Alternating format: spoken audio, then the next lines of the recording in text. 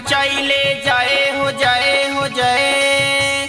लंका गईले डंका मचैले सोना के लंका जराई दिहलस।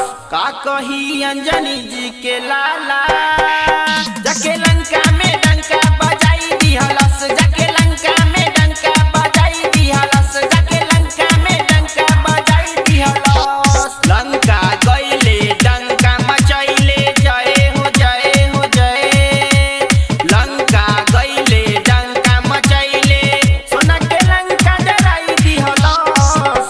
का कही अंजनी जी के लाला जाके लंका में डंका बजाई दिहलस। जाके लंका में डंका बजाई दिहलस। जाके लंका में डंका बजाई दिहलस। आप सुन रहे हैं चिंटू सावन को।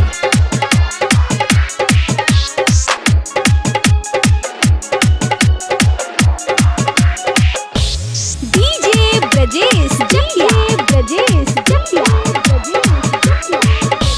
रावण समझले बाटे उ बंदर कहेले आने दो अंदर। राम के दूत आइल बाटे बनत बारे सिकंदर जय जय।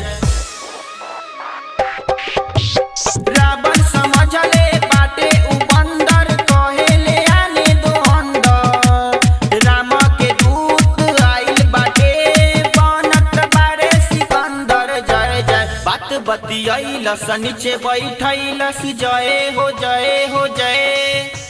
बात बतियैलस नीचे बैठैलस छोटा समझ के डराई दिहलस। का कही अंजनी जी के लाला जाके लंका में डंका बजाई दिहलस। जाके लंका में डंका बजाई दिहलस। जाके लंका में डंका बजाई दिहलस।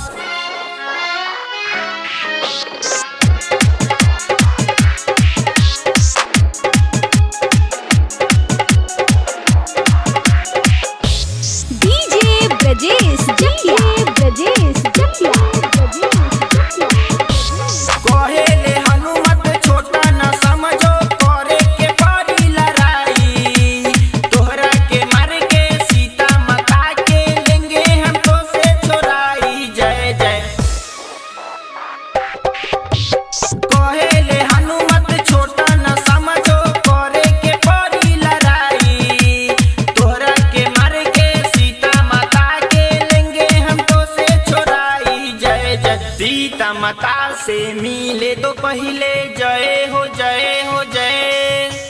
सीता माता से मिले तो पहले देख चुनौती बताई दिहलस। का कही अंजनी जी के लाला राते लंका में डंका बजाई दिहलस। राते लंका में डंका बजाई दिहलस। जाके लंका में डंका बजाई दिहलस।